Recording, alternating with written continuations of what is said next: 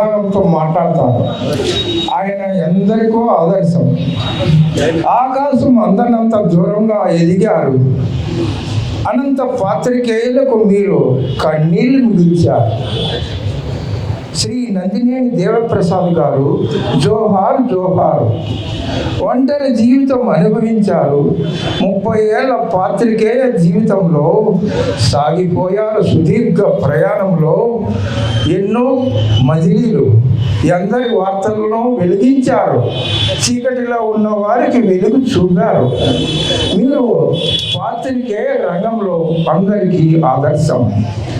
ఎందరో సీనియర్ పాత్రికేయ రంగంలో అనంతలో కదిలిపోయారు. ఎందరో సీనియర్ పాత్రికేయులు అందరికీ మా అనంత ప్రెస్ క్లబ్ తరపున వందనాలు, అభివందనాలు. మాకు కన్నీళ్లు మిగిల్చారు నందినేని దేవప్రసాద్ గారు. మీ ఒంటరి జీవితము, మీ స్ఫూర్తి మాకు ఆదర్శం. అనంత ప్రెస్ క్లబ్ తరపున మీకు ఇవే మా శ్రద్ధాంజలి, పుష్పాంజలులు. 30 ఏళ్ల మీ సుదీర్ఘ ప్రయాణంలో మరుపురానిది, మరువలేనిది ఈరోజు సంస్మరణ సభ. కన్నీళ్లు మిగిల్చి వెళ్ళిపోయారా? మా అందరినీ ఒంటరిగా చేసి వెళ్ళిపోయారా? అయినా మీ స్ఫూర్తి మాకు ఆదర్శం. మీరు భౌతికంగా లేకపోయినా మా కన్నులు ఎదుటే ప్రెస్ క్లబ్లో కనిపిస్తారు, వినిపిస్తారు. మిమ్మల్ని అనుక్షణం మరువలేని మీ అనంత పాత్రికేయ బృందం. ప్రెస్ క్లబ్ పెద్ద ఆయనకి జోహార్ జోహార్. ధన్యవాదాలు సార్. ప్రజాసంఘ నాయకులందరికీ పేరు పేరున నా నమస్సుమాంజలి తెలియజేస్తున్నాను. నిజంగా ఈరోజు చాలా బాధాకరం. నా పేరు టీబీ రెడ్డి. నేను తెలుగు వెలుగు సాహిత్య సామాజిక సేవా సంస్థ అధ్యక్షుడిగా పనిచేస్తున్నాను. అదేవిధంగా 40 సంవత్సరాలు కార్మిక రంగంలో కార్మిక నాయకుడిగా పనిచేశాను. 30 సంవత్సరాలుగా మన ప్రసాద్ గారితో మాకు అనుబంధం ఉంది. ఆయన ప్రెస్ క్లబ్లోకి రావడంతో చాలా ఆత్మీయంగా మమ్మల్ని పలకరించేవాడు. లాస్ట్ ఇయర్ మన కాశీపతి గారి వర్ధంతి సందర్భంగా మా తెలుగు వెలుగు సంస్థ ఆధ్వర్యంలో పాత్రికేయులకు కొంత అవార్డులు ఇస్తే బాగుంటుంది అని చెప్పేసి నిర్ణయించుకొని మొట్టమొదటిసారిగా ప్రసాద్ దగ్గరికే రావడం జరిగింది. సార్, ప్రసాద్ సార్, మీరు చాలా గొప్ప వాళ్ళని మేము భావిస్తున్నాము. మీకు మా సంస్థ తరఫున అవార్డు ఇస్తున్నాం కాబట్టి మీరు తప్పనిసరిగా స్వీకరించాలంటే నాకు అంతటా అర్హత లేదు. టీవీ రెడ్డి ఇగో మా పెద్దలు ఉన్నారు, అజీజ్ గారు, కాబట్టి ఆయనకి చేస్తే సన్మానం నాకు చేసినట్టే అని చాలా గొప్పగా చెప్పాడు. ఆయన మాటను అనుసరించి మరి గత సంవత్సరం మరి సార్ని సత్కరించుకోవడం జరిగింది. ఆ విధంగా ఎంతో ఉదారమైనటువంటి గొప్ప వ్యక్తి, స్నేహశీలి ఈరోజు ఆయన మన మధ్య లేకపోవడం అనేది చాలా బాధాకరం. దేశానికి పత్రికలు పట్టుకొమ్మలు అయితే ప్రతి మనిషి ఎదుగుదలకు పాత్రికేయులు కూడా పట్టుకొమ్మలు. ఆ క్రమంలో ఈ పత్రికల సాన్నిధ్యంలోనే మేము కూడా ఈరోజు ఎదిగి ఈరోజు మీ ముందు మాట్లాడగలుగుతున్నాము. అందుకే ఈ పత్రికలు అంటే మాకు చాలా ప్రాణం. ఈ పత్రికలకి ఎక్కడ అన్యాయం జరిగినా ప్రతి అన్యాయంలో కూడా మా గొంతు కలుపుతూ మేము వారి వెంట నడిచినాము. కాబట్టి భవిష్యత్తులో కూడా ఈ పత్రికా రంగం వెనక మేముండి మేము కూడా మా సహాయ సహకారాలు అందిస్తామని తెలియజేస్తూ ఈ అవకాశం ఇచ్చినటువంటి మీ అందరికీ కూడా కృతజ్ఞతలు తెలియజేస్తూ సెలవు. భౌతికాయాన్ని మెడికల్ కళాశాలకు ఇవ్వడం జరిగింది.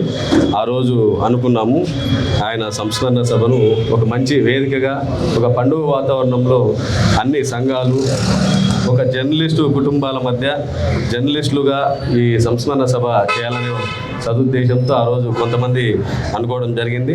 అందులో మన రామాయణీల్ గారు, రేపటి రామాయణీల్ గారు, అట్లాగే మన టిఆర్ గారు, రామాయణీల్ గారు అనుకోవడం జరిగింది. అట్లాగే దీనికి ప్రముఖంగా నాయుడు, సుధాకరు, వాటితో పాటు నేను కూడా వెనకాల ఉంటూ ఆ కార్యక్రమాన్ని ఒక మంచి అట్మాస్ఫియర్లో, ఒక మంచి అంటే జర్నలిస్టు చనిపోతే ఇంతమంది ఆయన వెనకాల ఉంటారా, ఆయన ఒంటరి అనుకున్న వాళ్ళందరూ కూడా ఈరోజు ఇప్పుడు చెప్తుంటే ఆశ్చర్యపోవాల్సిన పరిస్థితి తీసుకొచ్చే విధంగా మేమంతా ఒకటే అనే సదుద్దేశాన్ని అందరిలో కలిగించే ప్రయత్నం చేశాము. ఆ ఆశయాలు కూడా ఇప్పుడైతే ఏవైతే అనుకున్నారో, లైబ్రరీ కావచ్చు, లేకపోతే ఇంకా భవిష్యత్తులో ఆయన పేరు మీద ఒక స్కాలర్షిప్ ప్రోగ్రామ్స్ కావచ్చు, మన ఆజాద్ గారు చెప్పినట్లు ఇంకా కొన్ని కార్యక్రమాలు కావచ్చు, ఇవన్నీ కూడా ముందుకు తీసుకెళ్ళి ఆయన అంటే ఒక మంచి మనిషి సమాజంలో ఎట్లా నిలిచి ఉంటాడు, ఆయన ఎలా స్మరించుకోవాలనే సదుద్దేశంతో ఒక మంచి వేదికగా ఒక మంచి ప్రయత్నం చేయాలనేసి అనుకోవడం జరిగింది. ఈ కార్యక్రమానికి చెబుతూనే అందరూ ఎమ్మెల్యే గారు కావచ్చు, మెడికల్ కాలేజ్ ప్రిన్సిపాల్ గారు కావచ్చు, అట్లాగే ఆయనతో అంటే జిల్లాకు ఉన్నటువంటి ఈ కరువు పరిస్థితుల పైన ఒక అధ్యయనం ఎలా ఉండిందనేసి మన రాష్ట్ర కార్యదర్శి గారు, సిపిఎం రాష్ట్ర కార్యదర్శి గారు రాంభూపాల్ గారు చక్కగా వివరించారు. అట్లాగే సిపిఐ జాఫర్ గారు, సిపిఎం జిల్లా కార్యదర్శి నల్లప్ప గారు, ప్రముఖ సీనియర్ పాత్రికేయులు మచ్చా గారు, అట్లాగే ఆజాద్ గారు, రామాయణిల్ గారు అందరూ రావడం జరిగింది. వేదిక ముందర కూడా చాలామంది పెద్దలు, ప్రజా సంఘాల వాళ్ళు, మిత్రులు, విలేకరులు అందరూ కూడా ఈ సమావేశాన్ని దిగ్విజయంగా ముగించినందుకు అందరికీ పేరు పేరున ధన్యవాదాలు తెలియజేస్తూ ఈ కార్యక్రమాన్ని ఇంతటితో ముగిస్తున్నాను. నా పేరు ఇమాం, నేను కాంగ్రెస్ పార్టీ జిల్లా ప్రధాన కార్యదర్శి. మా అధ్యక్షులు వై మధుసూదన్ రెడ్డి గారి ఆదేశాలతో ఈరోజు ఈ సీనియర్ పాత్రికేయులు నందినేని దేవప్రసాద్ గారి సంస్థాన సభలో పాల్గొనడం జరిగింది. ఆయన కాంగ్రెస్ పార్టీ తరఫున కూడా మేము కూడా ఘనంగా నివాళులు అర్పిస్తూ ఆ భగవంతుడి యొక్క ఆశీస్సులు వాళ్ళ కుటుంబంపై మెండుగా ఉంటూ ఎల్లప్పుడూ సంతోషంగా ఉండాలని చెప్పి కోరుకుంటూ, వారితో పాటు ఎవరైతే ఈ సంస్థాన సభని ఇంత ఒక కుటుంబ ఆప్యాయతగా ఆర్గనైజ్ చేశారో ముఖ్యంగా వాళ్ళందరికీ కూడా అభినందనలు తెలియాల్సినటువంటి అవసరం ఉంది. ముఖ్యంగా ఈ ఆధునిక ప్రపంచంలో ఎంత బిజీ ఉన్నా కూడా ఈరోజు సంస్మరణ సభ కార్యక్రమాల్లో ఇంతమంది ఆత్మీయులు వచ్చారంటే ఖచ్చితంగా దేవినేని ప్రసాద్ గారు నిజంగా ఆయన స్వర్గేస్తులు. అలాగని ఆయన సంబంధించినటువంటి ఎంతోమంది ఆత్మీయులు ఈరోజు ఇక్కడ కలిసి వచ్చారంటే వాళ్ళపైన చూపినటువంటి ప్రేమ, ఆప్యాయత దీనికి నిదర్శనం అనేటువంటి విషయాన్ని మేము ఈ వేదిక ద్వారా తెలియజేస్తున్నాం. అందులో భాగంగా ఈరోజు మేధావులు, అలాగనే రాజకీయ పార్టీలకు సంబంధించినటువంటి పెద్దలందరూ కూడా ఈ కార్యక్రమంలో పాల్గొన్నారు. ఇక్కడ అందులో భాగంగా పాత్రికేయులు కానీ, జర్నలిస్టులు కానీ, ఛానళ్ళ పరంగా కానీ సామాజిక బాధ్యత కలిగిన ప్రతి ఒక్కరు కూడా ఒక బాధ్యతగా మేము ఆయన సంస్థాన సభలో పాల్గొనాలి అనేటువంటి హాజరు కావడం అనేది చాలా సంతోషమైన విషయము. ఈ వేదిక ద్వారా మాకు అవకాశం ఇచ్చినటువంటి జర్నలిస్టు సంబంధించిన సంఘం సభ్యులందరికీ కూడా మా కాంగ్రెస్ పార్టీ తరఫున హృదయపూర్వకంగా ధన్యవాదాలు తెలియజేసుకుంటున్నాం sir. Thank you so much. Ramanjaneyulu గారు, మిత్రులు మత్స రామలింగారెడ్డి గారు, అదేవిధంగా భాస్కర్ రెడ్డి గారు, రవి గారు, ఈ కార్యక్రమానికి మనందరం పాల్గొనకూడని కార్యక్రమమే, కానీ అనివార్యం. ఈ కార్యక్రమంలో పాల్గొంటున్న అందరికీ బాధ హృదయాలతోనే ఒకరికోరం ఇట్లాంటప్పుడే మనిషి యొక్క ఆయన జీవితంలో చేసిన కృషిని స్మరించుకోవడానికైనా మనం అందరం కలవాల్సిన ఒక సందర్భం ఇది. అందుకని ముందుగా పాల్గొన్న వాళ్ళందరికీ కూడా పేరు పేరున ధన్యవాదాలు. ఈ సభ చూస్తేనే ఇది విలేకరుల సభ అనేదే కాదు, విలేకరులు కాని వాళ్ళని కూడా చాలామంది కనపడుతున్నాం. రిటైర్డ్ ఉద్యోగులు, సామాజిక సంఘాల్లో పనిచేసిన వాళ్ళు, సేవా కార్యక్రమాల్లో పనిచేస్తున్నటువంటి వాళ్ళు, అదేవిధంగా వివిధ వృత్తుల్లో ఆయా రంగాల్లో తమ శక్తి కొద్దీ సమాజానికి సేవలు అందిస్తున్న అనేక మంది ఇక్కడ పాల్గొంటున్నారు. దాన్ని బట్టి అర్థమవుతుంది ప్రసాద్ గారు ఒక రంగానికి పరిమితమైన వ్యక్తి కాదు. ఆయన అనేక రంగాల్లో ఉండేటువంటి వ్యక్తులందరితో అంత స్నేహంగా ఉండేవాడు. ప్రసాద్ గారి గురించే మనందరికీ చాలా అనుభవాలు ఉన్నాయి. అందులో భాగంగా నాకు కొన్ని అనుభవాలు ఉంటాయి. ఇప్పుడు అనుభవాల కంటే కూడా ఆయన నేర్పిన పాఠం ఏమిటనేదే కీలకం. ఒకటి మాత్రం నేను చెప్పగలను, ప్రసాద్ గారు నిబద్ధత కలిగిన జర్నలిస్టు. వృత్తి ధర్మంలో జర్నలిస్టులుగా, వృత్తి ధర్మంలో కార్యకర్తలంగా, వృత్తిగా ఏదో రాజకీయాల్లో సంస్థలో పనిచేయడం వేరు, నిబద్ధతతో పనిచేయడం వేరు. ఓ ఉద్యోగం వచ్చింది, ఆటోమేటిక్గా ఉద్యోగంలో పనిచేయచ్చు, లేదా ఉపాధి కోసం ఏదో పని చేసి బతకొచ్చు. కానీ పనిచేసే పనిని మనస్ఫూర్తిగా నమ్మి, దీని ద్వారా నేను ఏదైనా ఈ సమాజానికి కొంతైనా చెయ్యాలి అని నమ్మి పనిచేసే వాళ్ళే నిబద్ధతతో పనిచేసినట్టుగా లెక్కేస్తాం. అట్లా నిబద్ధత ఉండే జర్నలిస్ట్ ఆయన. ఎంత నిబద్ధత అంటే మన జిల్లాలో ఇప్పుడు ఇంతకుముందు మిత్రుడు రామలింగారెడ్డి గారు చెప్పినట్ల ఇప్పటికీ నీళ్లు సమస్యలు ఇవన్నీ ఉన్నాయి. ఒక 10 ఏళ్ల క్రితంతో పోలిస్తే ఆనాడు మన పరిస్థితులు ఎట్లున్నాయో మన ఊహకు కూడా అందదు.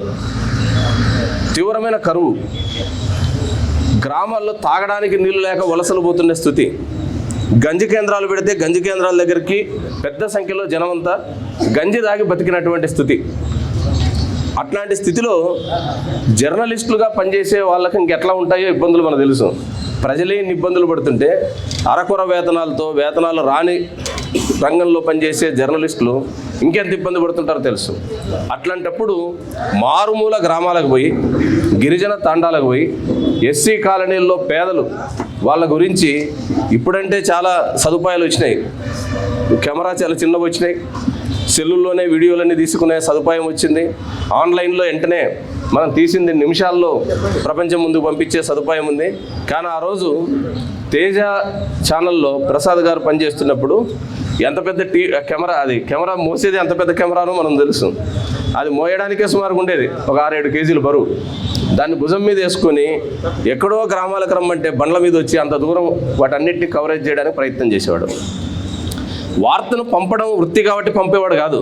వార్తను పంపి జిల్లాలో ఏ అధికారులు వచ్చినా, ఎవరైనా కరువు పరిశీలన బృందం వస్తే అందరికంటే ముందు సీట్లో కూర్చుండేవాడు. వాళ్ళని అడిగేది తక్కువ.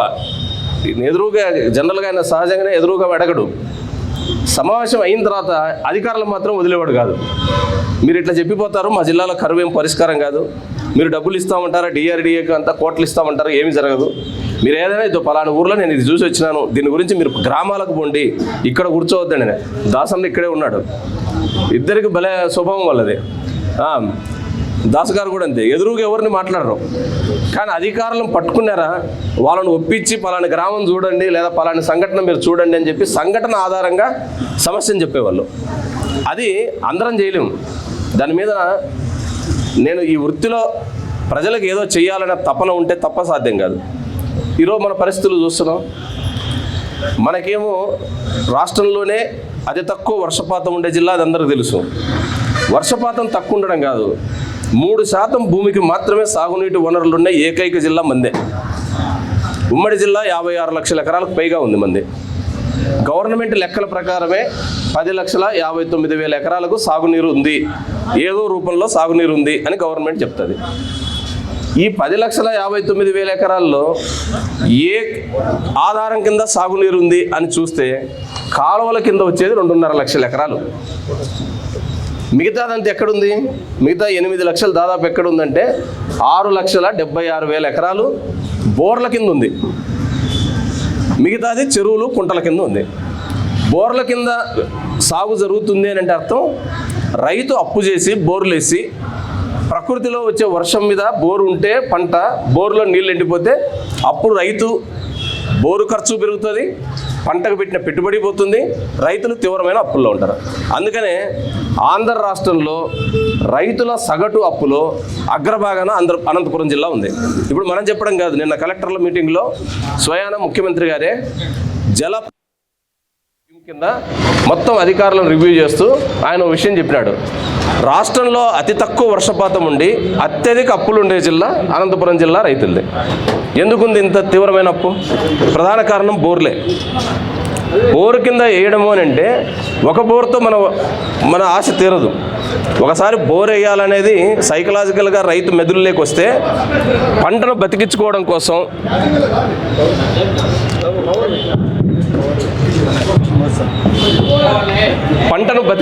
కోసం ఒక బోరు కాదు, ఎన్ని బోర్లకైనా సిద్ధపడతాం, ఎంత అప్పుకైనా సిద్ధపడతాం. మనందరూ తెలుసు, పక్కనే గార్లదిండ మండలంలో తిమ్మంపేట అని ఒక గ్రామం ఉంది. తిమ్మంపేట గ్రామంలో ఒక రైతు, తిమ్మారెడ్డి అనే ఒక రైతు 36 బోర్లు వేసినాడు. 7.5 ఎకరాల్లో 36 బోర్లు. బహుశా అది మన రాష్ట్ర చరిత్రలోనే రికార్డు బోర్ల సంఖ్య అది. ఆ బోర్ల విషయాన్ని ఆ గ్రామానికి పోయి దాన్ని ప్రధాన వార్తగా మార్చింది ఆ రోజు ప్రసాద్ గారు, విశ్వేశ్వరరావు గారు, ఇట్లాంటి వాళ్ళు ఆ గ్రామంలో పోయి ఇన్ని బోర్లు ఒక రైతు వేసినాడంటే ఆ రైతు అప్పెంత, ఎన్ని సంవత్సరాలు పంట పండితే ఆ రైతుకు బోరు ఖర్చు తీరుతుంది అని చెప్పేసి ఆ రోజు రాయడం జరిగింది. మరి నీళ్లు లేకపోతే రైతులు ఎట్లా బతుకుతాం? ఇప్పుడు మనం చూస్తున్నాం, అందరి నివా నీళ్ళు వచ్చినాయి. 2012 నుంచి దాదాపు ఓ పుష్కర కాలం పూర్తయింది. 2012లో మనకు అంద్రినివా నుంచి కృష్ణా జలాలు పైకి కూడా రావచ్చు అని దాని ద్వారా మనకు రుజువైంది. సరే, దానికి ఎవరు తెచ్చినారు? నాయకులు ఏ ప్రభుత్వం తెచ్చింది, ఎవరు తెచ్చినా ధన్యవాదాలు చెప్పాల్సిందే మనం. ఏ నాయకుడు ప్రయత్నం చేసినా, ఎంత ప్రయత్నం చేసినా అది సంతోషమే. ఆ మేరకు జర్నలిస్టులు ప్రజల యొక్క సమస్యను, అంద్రినివా నీళ్ళ గురించి ఎంత రాసినా మనందరి జీవితం ఎంతో కొంత ఈ జిల్లాకు ఉపయోగపడినట్టే. కానీ 12 సంవత్సరాలు అయిపోయిన తర్వాత అంద్రినివా నీళ్ళు 2012 నుంచి మన జిల్లాకు వస్తే 1 ఎకరా ఆయకట్టుకు కూడా నీళ్లు లేకపోతే ఏం ఉపయోగపడుతుంది? ఎట్లా రైతులకు ఉపయోగపడుతుంది? 12 సంవత్సరాలు నీళ్ళు వచ్చి ప్రతి సంవత్సరం 30 నుంచి 35 టీఎంసీల నీళ్లు తోడుతున్నామని చెప్పుకుంటూ 1 టీఎంసీ అంటేనే 10,000 ఎకరాలు పంట పెట్టవచ్చు. 10 సంవత్సరాలు 12 సంవత్సరాలుగా ఇన్ని వందల టీఎంసీల నీళ్లు మనం తోడి 1 ఎకరా ఆయకట్టుకు కూడా సాగునీరు ఇవ్వకపోతే నీళ్ళు వచ్చి కూడా కన్నీళ్ళు తీరవు కదా మనకు. ఈ రోజుకు పంట కాలువలు తవరు. ఇప్పుడు కాలువ వెడల్ప, కాలువకు లైనింగా అనే చర్చ. ప్రభుత్వాలు ఎవరైనా కావచ్చు, వచ్చిన నీళ్ళు ఉపయోగపడితే కదా జిల్లాకి ఏమన్నా ఉపయోగం. రెండోది మనందరూ తెలుసు, ఉన్నది ఏకైక సాగునీటి వనరు తుంగభద్ర. మనకు 2009లో లైనింగ్ పనులు స్టార్ట్ చేసినారు. సెప్టెంబర్ 12. 105 కిలోమీటర్లు కర్ణాటకలో ఉంది ఆ కాలువ, మన దగ్గర 82 కిలోమీటర్లు. వాళ్ళు ఆ ప్రభుత్వం మన ప్రభుత్వం కలిసి చర్చలు జరిపి 2009లో కాలువకు లైనింగ్ చేయాలా, దీన్ని మోడర్నైజ్ చేయాలా అని 2 రాష్ట్ర ప్రభుత్వాలు అంగీకరించినాయి. కృష్ణా బోర్డు ఆమోదించింది, తుంగభద్ర బోర్డు. సెప్టెంబర్ 2009 12వ తారీఖు స్టార్ట్ చేస్తే 6 సంవత్సరాల 8 రోజుల్లో కర్ణాటక 105 కిలోమీటర్ల లైనింగ్ పూర్తి చేసింది. మొత్తం 6 సంవత్సరాల్లో. దాంట్లో సగభాగం వర్షం వచ్చిన కాలం, పంట కాలువలకు నీళ్ళు వచ్చిన కాలం పోయి వాస్తవానికి లెక్కేస్తే 3 సంవత్సరాల్లో పూర్తి చేసినారు. అర్ధ సంవత్సరం అట్లా పోతుంది, అర్ధ సంవత్సరం పని జరుగుతుంది. వాళ్ళు 2009లో స్టార్ట్ చేస్తే 2016 నాటికి లైనింగ్ పని పూర్తి చేసుకొని పూర్తి నీళ్లు తీసుకుంటున్నారు, వాళ్ళకి రావాల్సిన నీళ్ళన్నింటినీ. ఆ కాలువలో వాళ్ళకి వచ్చేది ఎంత? మనకు 32.5 టీఎంసీ. ఆ కాలువ కింద ఉండేది 50 టీఎంసీల కేటాయింపు. మనకు 32.5 పోతే మిగిలిన 16-17.5 వాళ్ళకి వచ్చేది. 17.5 టీఎంసీలు వచ్చేవాడేమో లైనింగ్ పనులు పూర్తి చేసుకున్నాడు 6 సంవత్సరాల్లో. 32.5 టీఎంసీలు వచ్చి 82 కిలోమీటర్లు మాత్రమే పారుతున్నటువంటి ఈ కాలువలో ఈ రోజుకు లైనింగ్ పూర్తి కాల. మరి లైనింగ్ పూర్తి కాకపోతే ఎందుకు కష్టపడి మనం నీళ్ళ కోసం మీరు రాసి ఉద్యమాలు చేసి ఇంతమంది మనం ఆందోళన చేసి ఇంతమంది రైతులను ఆదుకోవాలని కోరుకుంటే లైనింగ్ పని పూర్తి కాలేదంటే ఈ కాలంలో ఏమన్నా అర్థం ఉందా? అద్భుతమైన రోడ్లు వేస్తున్నారు, ఫ్లైఓవర్లు, పెద్ద పెద్ద ఫ్లైఓవర్లు వస్తున్నాయి, సిటీలు బ్రహ్మాండంగా బిల్డింగ్లు పెరిగిపోతున్నాయి. ఇంత ఆధునిక టెక్నాలజీ ఉన్నప్పుడు లైనింగ్ పని అనేది ఈ రోజుల్లో అనుకుంటే పెద్ద కష్టమేం కాదు. అది జరిగిందంటే ఈరోజు హెచ్ఎల్సీ నీళ్లు మనకు వచ్చిందంటే చివరి ప్రాంతం వరకు, చివరి గ్రామాల వరకు ఆ ఆయకట్టు వస్తే కొద్ది గ్రామాలన్నా బతికిండేటివి. ఇప్పుడు మనం చూసినాం మొన్న ఈ పుట్లూరు మండలంలో కడవకల్లు దగ్గర ఉండేటువంటి సుబ్బరాయ సాగర్, ఆయన స్వతంత్ర సమర యోధుడు చల్లా సుబ్బరాయుడు గారు, ఆయన పేరుతో పెట్టుకున్నాం సుబ్బరాయ సాగర్ని. సుబ్బరాయ సాగర్ కాలువకు పైన డీప్ ఉంది, చాలా లోతు ఉంటుంది ఆ కాలువ, అక్కడికి నీళ్ళు రావడానికి. పైన ఉన్నటువంటి ఒక రాయి పొర్లి పెద్ద గుండు వచ్చేసి కాలువలో పడిపోయింది. 3.5 సంవత్సరాలు పట్టింది ఆ కాలువలో గుండు తీయడానికి. కాలువలో గుండు ఉంది కాబట్టి నీళ్లు రావు, ఎందుకంటే నీళ్ళు ఇడిస్తే కాలువలో అవేమో కిందికి వచ్చే అవకాశం లేదు. ఇప్పుడు అందరం, మీరు జర్నలిస్టులుగా ఇద్దరులో అందరం ఆందోళన చేసిన తర్వాత గుండు బయటకు వచ్చింది, దాన్ని ఎటో పాల్గొట్టేసినారు. గుండు బయటకు వచ్చిన తర్వాత తూము కూలిపోయింది. ఇప్పుడు కాలువలో నీళ్ళు వదిలితే తూములో నీళ్లు నిలవడవు. ఒకటి కాదు, మనకు ఇప్పుడు తుంగభద్ర హెచ్ఎల్సీ చూస్తేనే తెలుస్తుంది. బొమ్మనహాల్ మండలంలో కాలువ మీద ఉన్న కల్వర్టు అవతలకి యువతలకు పొలానికి పోవడానికి రైతులు కాలువ మీద కల్వర్టు హెచ్ఎల్సీనే వేసింది. ఆ కల్వర్టు కూలిపోయింది. ఆటోలో పోతుంటే వ్యవసాయ కూలీలు ఆటోలో పోతున్నారు 12 మంది 4 సంవత్సరాల క్రితం. కాలువ మీద ఉండేటువంటి కల్వర్టు కూలి కాలువలోనే ఆటో పడిపోయింది. ఒక మనిషి అక్కడే చనిపోయింది, మహిళ. మిగిలిన వాళ్ళకి గాయాలైనాయి. కల్వర్టు ఎంత పని పడుతుంది? దాని మీద పైన వేసే చిన్న కాలువది, అది ఇలా వేయకపోతే 16 కిలోమీటర్లు తిరగాల రైతు. పక్కన పొలం కనపడుతుంటుంది, యువతల కాలువ ఉంటుంది, 16 కిలోమీటర్లు చుట్టూ తిరిగి వస్తే తప్ప తన పొలంలోకి పోలేడు. దీనికి ఇబ్బందులు పడి ఎవరికి చెప్పినా పరిష్కారం కాక రైతులే మంచి కింద డబ్బులు వేసుకొని చిన్న కల్వర్ట్ కట్టారు. ఇప్పుడు అదే గతి, అవతలకి ఆటో తిరుగుతుంది. మనం అడిగేది ఏ రాజకీయాల్లో అవసరంలా ఈ సందర్భంలో, కానీ మన పని ఇంకెంత తీవ్రత ఉంది ఆ రోజు ఉన్నంత లేదు అనేది రామలింగారెడ్డి గారు వాళ్ళు చెప్పే తీవ్రత. అంటే అప్పులు చేసి ఆత్మహత్యలు అయిపోయి గంజి తాగి ఆ తీవ్రత లేకపోతే ఆ రూపంలో, కానీ కొత్త సమస్యలు చాలా వచ్చినాయి కదా. ఇప్పుడు మన జిల్లాలో ఖర్జూరం పండుతుంది, ఎడారిలో మాత్రం పండుతుంది అంటారు, మనం పండిస్తున్నాం. కాశ్మీర్లో పండే యాపిల్ పండిస్తున్నాం. ప్రపంచంలో అతి తక్కువ పండేటువంటి ఒకాడిమియా అనేటువంటి ఒక కొత్త పంటను మన గుత్తి దగ్గర బేతపల్లి అనే గ్రామంలో రైతు వేసినాడు. అది ఓన్లీ కెనడాలోనే ఎక్కడో ఒక దేశంలో ఒక ప్రాంతంలో మాత్రం పండుతుందని రీసెర్చ్ వాళ్ళు చెప్తున్నారు. మనవాడు ఏమీ లేదు, ధైర్యం చేసి వేసినాడు. అందుకని మరింతగా ఇప్పుడున్న పరిస్థితుల్లో మరింతగా జర్నలిస్టుల మీద, ప్రజా ఉద్యమకారుల మీద, మనందరి మీద కూడా ఇంకా బాధ్యత కొత్త రూపాల్లో పెరిగింది. 42 రకాల పూలు పండిస్తున్నారు మన జిల్లాలో. బహుశా ఎక్కడ ఉండదు ఇట్లా. బాగా నీళ్లున్న జిల్లాలో కూడా ఇన్ని రకాల పూలు లేవు. 42 రకాల పూలు, 63 రకాల పండ్ల తోటలు సాగవుతున్నాయి. ఉద్యానవన శాఖ చెప్తున్నది లెక్క. అసలు డిఫరెంట్ స్వీట్ చింతపండు పండియొచ్చు అనంతపూర్లో అని మన ఊహకు కూడా అందదు. చింతపండు అంటే పులుపుదే, స్వీట్ చింత కూడా పండియొచ్చు అని చెప్పేసి మన జిల్లాలో పండిస్తున్నారు. అంటే రైతులు చెయ్యని ప్రయోగం లేదు. ఏ నీళ్ళతో, అరకొర నీళ్ళతోనే, ఆ డ్రిప్ స్ప్రింక్లర్స్ లేదా ఎప్పుడన్నా వచ్చిన వర్షాలు, ఈ నీళ్ళతోనే సొంత బోర్లేసి ఇన్ని రకాల పంటలు పెడుతున్నప్పుడు నిజంగానే నీటిపారుదల సౌకర్యం పెరిగితే, ఈరోజు రాష్ట్ర ప్రభుత్వం చెప్తున్నట్లు భారతదేశంలో అద్భుతాలు చేయగలిగినటువంటి ప్రకృతి వనరులు మనకున్నాయి. ఈరోజు మన ప్రభుత్వం కూడా మొన్న కలెక్టర్ల మీటింగ్లో చెప్పింది, అనంతపురంని ఫ్రూట్ బౌల్స్గా మారుస్తామని. నిజంగా అది మారడానికి కావాల్సిన అనేక అవకాశాలు ఇక్కడ ఉన్నాయి. కానీ అట్లా ఎమ్మెల్యే గారు కూడా వచ్చినారు కాబట్టి మార్కెట్ సౌకర్యమే ఈరోజు మనకు. ఒకటి వనరులు, నీటిపారుదల రావాలా, రెండోది మార్కెట్ సౌకర్యం. మార్కెట్ సౌకర్యం ఫ్రూట్స్ ఆధారంగా, పంటల ఆధారంగా కనుక ఇక్కడ పరిశ్రమలు పెడితే ఉపాధికి ఉపాధి దొరుకుతుంది, యువతకు ఉపాధి దొరుకుతుంది, రైతుకు భద్రత దొరుకుతుంది. తద్వారా జిల్లా అభివృద్ధి కావడానికి చాలా అవకాశాలు ఉన్నాయి. ఆ దిశగా మనందరం ప్రయత్నం చేసేదాన్ని బట్టే ప్రభుత్వాలు కూడా ఖచ్చితంగా ప్రజల గురించి సానుకూలంగా స్పందించే అవకాశం ఉంటుంది. ఆ దిశలో మనం కృషి చేయడమే ఈరోజు ప్రసాద్ గారికి మనం ఇచ్చే నిజమైన నివాళిని తెలియజేస్తూ, ఈ అవకాశం ఇచ్చిన మీ అందరికీ మరొకసారి పేరు పేరున ధన్యవాదాలు తెలుపుతూ సెలవు.